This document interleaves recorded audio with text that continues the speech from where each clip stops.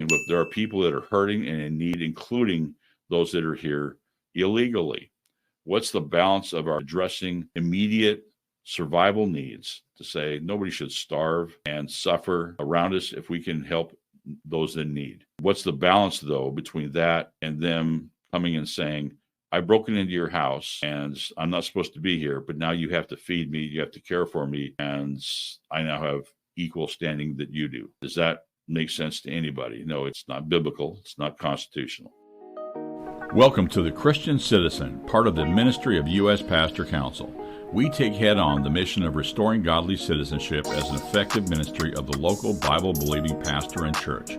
Man calls it politics, but God calls it ministry, and our mission of, by, and for pastors is to bring a united biblical voice to the critical issues of our day. Scripture speaks to all issues impacting lives, and so should our pulpits. Join us for today's program. I'm Dave Welch. I'm the host of the Christian Citizen podcast and the founder and president of U.S. Pastor Council.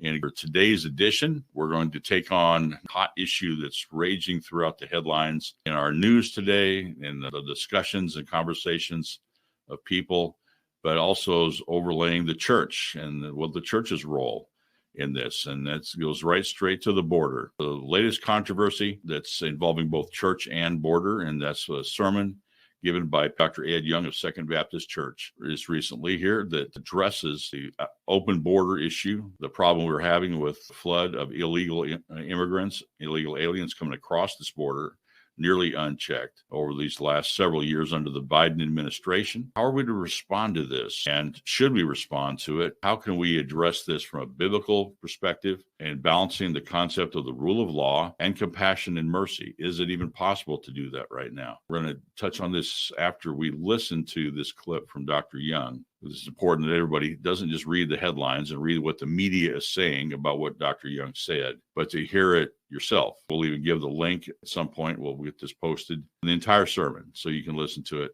And again, especially with our pastors and friends of the ministry and this podcast, get the full information. Don't read the headlines. Even the conservative publications sometimes get things wrong. So it's important that we have the actual fact.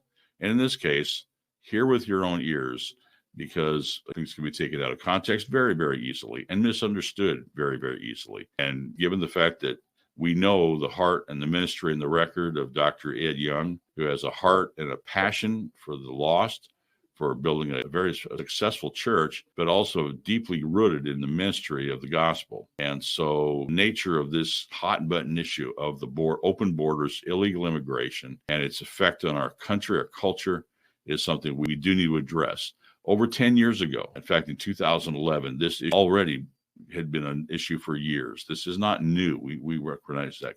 Some of us can remember back in the Reagan administration years where illegal immigration was addressed and there was a deal made, adopted some changes in immigration policy, didn't work. So this issue has been germinating and festering for decades. But in recent years, and at a certain point here, especially in Houston, where we have a number of our churches, large churches that have Spanish services. You have a large congregation, predominantly English speaking, and then you have a service maybe later in the afternoon in the church that's Spanish speaking, predominantly Hispanic. And what we began to hear from pastors was the tension rising between those two congregations because of all the anger rhetoric out there in the talk radio and other things against illegal immigration. A lot of the Hispanic community in the church began to fear what they were hearing, which frankly wasn't accurate in most cases because they were getting it through Telemundo and Univision and liberal Hispanic news sources, but it was creating this problem in the church even. So we sat down and said, pastors, is there a biblical way to address this issue? So we're going to talk about that after we listen to this, but we want to take just a moment here and listen to this message from Dr. Ed Young. Therefore, we have that nursing student in Georgia killed by illegal with a long record from Venezuela. The Venezuelan gangs are here. MS-13 are here. You have to kill someone to be a member. The Bloods and the Crips are here. What these countries have done, they have emptied their jails, their prisons. They have captured these gangs. And in cooperation with the cartels, they have given money, and those individuals have given money, and they have traveled by plane any way they can all across the world. And they've come in through the open border of Mexico and some from the north, from Canada. And they have swirled through all of our society. And the fools have set up a massive welfare state that no nation in the world could feed. That's where we are, folks. Awaken. Awaken. Fools who've led us into foolishness. And I don't know, and I say this with a tear in my eye, if there's any way to recover outside of going and taking these people back home. And I can tell you, the homeland will not want to take them back, because they have eliminated all the undesirables, What might happen? Just think for America. What if we could take all of our local prisons, our federal prisons, and all those who have addictions, we could take and we can move them all to, say, Spain. And Spain would say, bring them all over here. Bring them all over here. What kind of nation?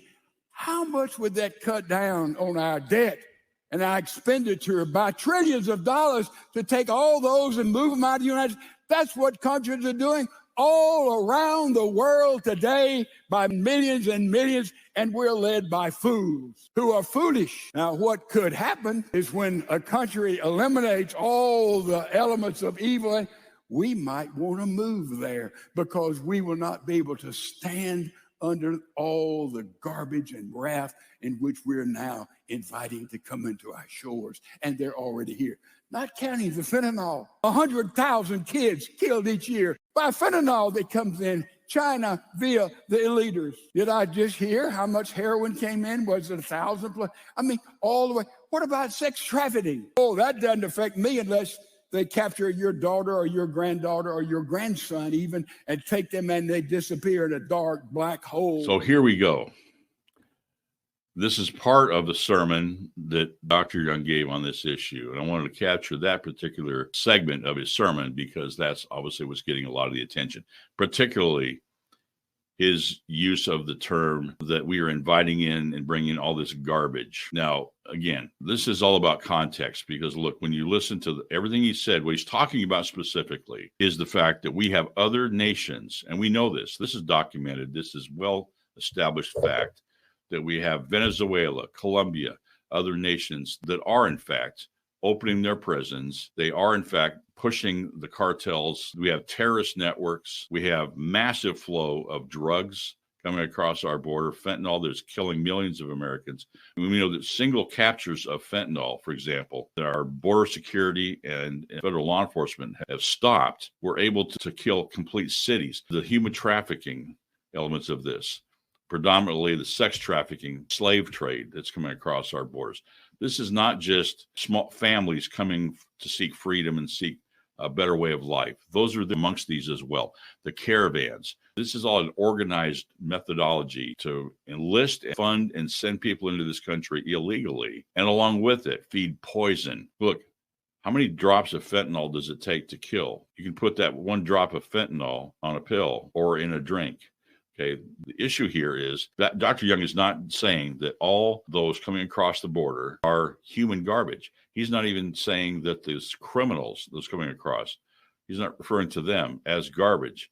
He's talking about collectively the sewage that we are bringing in of the drugs and the trafficking, the evil, the terrorists that are coming in with an intent to harm us is a catastrophe of epic proportions. So the question here is not did Dr. Young use the right words. What you can't argue with at all is the accuracy and the truth of what he's saying. The question for the church today, particularly our pastors, is now maybe you wouldn't use the same words or say it the same way. We'll say it your way, but speak to this issue. Again, back to 12 years ago, when we were faced with this as an escalating issue here in Southeast Texas, close to the border.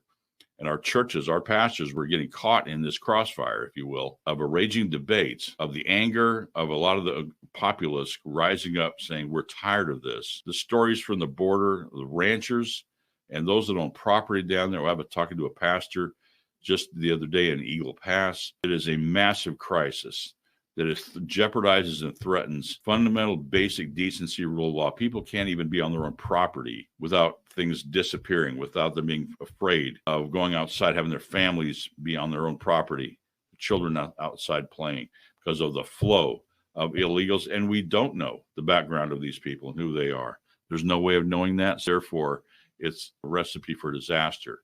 Crime is a major factor in this. That doesn't mean everybody that comes across the border is a violent criminal with intent to do bodily harm to somebody in this country, but thousands of them are and have and done so, as he references this latest catastrophe of this young lady murdered by an illegal immigrant.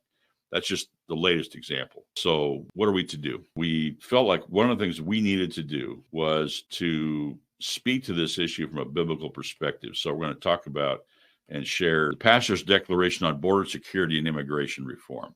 Now, we've had pastors from over 22 states sign on to this document. I urge you to go to our website. You can read this for yourself. We were making this statement collectively as pastors to our elected officials, those that we have elected and put in office to pass laws and enforce laws justly. And there was a breakdown at all levels of this. So what we did in this document called the Pastors Declaration on Border Security and Immigration Reform is to basically say these are principles that we believe are necessary. Here it states at the beginning of this, in the course of our history as a nation, challenges and crisis moments have arisen that have required principled leadership and the laying aside of partisan politics, such as the need before us in our day regarding the escalating illegal immigration crisis and security of our national borders. It is clear and evident that the tangible and present crisis regarding the state of our national border security and immigration system must be addressed rapidly, justly, and humanely with equal regard to both rule of law and God-given value of every individual. Holy Scriptures demand that justice and compassion be balanced with neither improperly dominant over the other in our hearts and in our laws. Justice and compassion. That's God's perfect balance. Therefore, we as pastors called by God to proclaim his truth and acting in the tradition of our nation's history to lift our voice in the public square when those societal issues demand just action by our governing representatives, do hereby present this statement of general principles and call on our elected officials and national leaders to. And we present a list of items here, and it's brief, but it's very concise. And it's based around three fundamental things. Number one is we need to end the contentious political posturing and bickering that is polarizing our nation, engage in genuine dialogue, and come together in the interest of our nation to arrive at real solutions. Listen to the voice of the majority of the people who demand secure borders. Look, polling and surveys and studies continue to show people want our borders secured. So, step one, secure our national borders first. You can't have a discussion and a debate about correcting anything if we're not enforcing just laws of controlling who's coming into this country. Every nation has its immigration policies and procedures. Every nation. For some reason, we're the only one that is told we can't have any. Well, that's neither biblical, it's not constitutional, it's not common sense. We have to reasonably, justly secure the border, and that's not being done. Right now, the fact is we can't do the other things reasonably unless we do this first. We have a president of the United States who has intentionally, willfully refused to do his job as the chief law enforcer of this country and execute and enforce the laws of our land that are on the books, that he took an oath to the Constitution to uphold, and he is not doing that. That is very clear. The current administration's failure. Congress continues to fail. Now, that's partly because we have a split Congress, and it's both partisan-wise as well as philosophy. So you have a federal government that has simply not done their job. That's left it to states like Texas, where Governor Greg Abbott and our leadership here have stepped up and said, we have to protect our people and do what we can. And that has led to massive efforts. We've now funded the development of the border wall that's gone up. We've created the defense now along places like that Eagle Pass stretch. We have now successfully pushed most of the illegal crossings over to Arizona and California because the state of Texas had to step up and do the federal government's job, which means the taxpayers of the state of Texas are shouldering a burden that we shouldn't have to be sharing. Now, other states are sending National Guard and things as well. That's fine, but that doesn't solve the original issue. We have a federal government. This is a federal border. We need to secure it. Number two is we need to reform the broken, dysfunctional immigration system. Once we have a secure border, we still have to deal with the reality that we have an immigration system that is largely insanely bureaucratic, very frequently inhumane, and dysfunctional. That has to be addressed. Those who are trying to come here legally, lawfully, takes years and huge amounts of resources to do. People we actually would like to come here. We want to come here, and we welcome to come here. The system is not designed very well for that effectively. So that needs to be addressed. We need to look at how we're doing things, especially with technology of the day, and reform our system. And third, we need to deal humanely, implement a just legal process to legal status for certain of the illegal immigrants. Now, that's a hot button issue on its own. We need to treat those that are here illegally, they don't have documentation, whatever you want to call them, as human beings. They're creations of God. So they have human rights. Now, frankly, they don't have constitutional rights. They are living outside the framework of the rule of law in this country. They came in illegally. They do not justly deserve then access to my family's resources and your family's resources. They can't demand anything.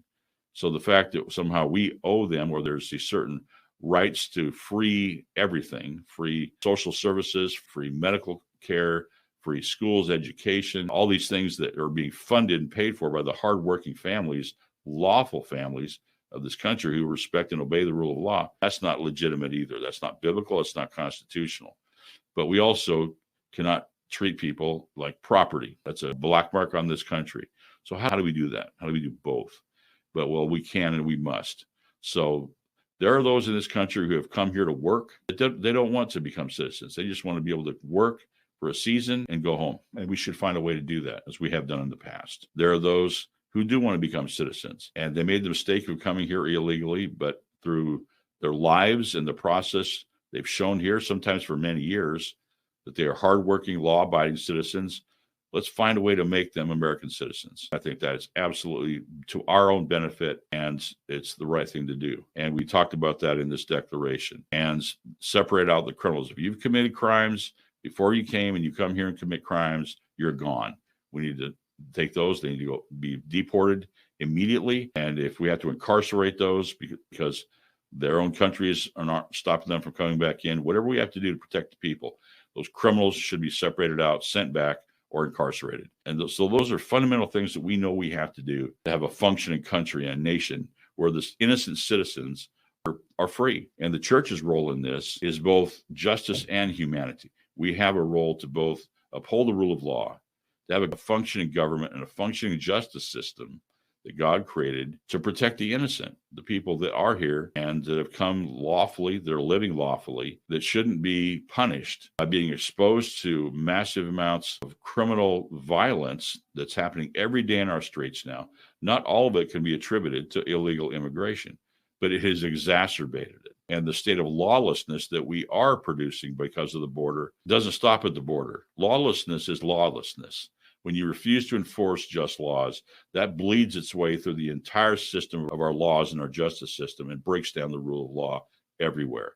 This isn't just a system where only a certain amount of them are criminals and committing crimes. It doesn't matter. It's imposing a state of lawlessness that is absolutely blowing up in our streets that we have to solve and address. God cares about that because he cares about people, and we should care about that too. So how do we address that from the pulpits? We have to. How do we address it biblically?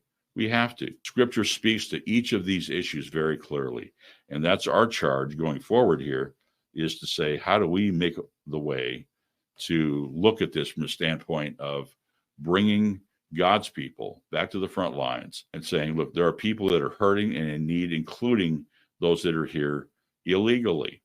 What's the balance of our addressing immediate survival needs to say nobody should starve and suffer around us if we can help those in need? What's the balance, though, between that and them coming and saying, I've broken into your house and I'm not supposed to be here, but now you have to feed me, you have to care for me, and I now have equal standing that you do? Does that make sense to anybody? No, it's not biblical. It's not constitutional. So there is balance there, and sometimes there's a lot of tension, and it's a struggle for us because our flesh and our nature will tend to either sometimes be heavily toward the justice side, just kick them all out, lock them up, build a 40-foot wall, and nobody comes in. Or we want to say, well, we're just here to feed the hungry, minister to the poor. Doesn't matter anything else other than that. Well, there's a biblical balance in the midst of that arena there that we can bring both together, and that's what we have to have. So I want to specifically address and close out by urging pastors and our people in our churches, when the headlines right now are picking out and picking on a particular pastor because of one thing he said in a lengthy sermon and a very sound sermon, step back and look at what is actually going on. What is the issue at hand? What are the principles that we're defending? How do we do it winsomely? Do it your way. But if we don't speak up on this issue, then the enemy of our souls will have a field day, continue to have a field day.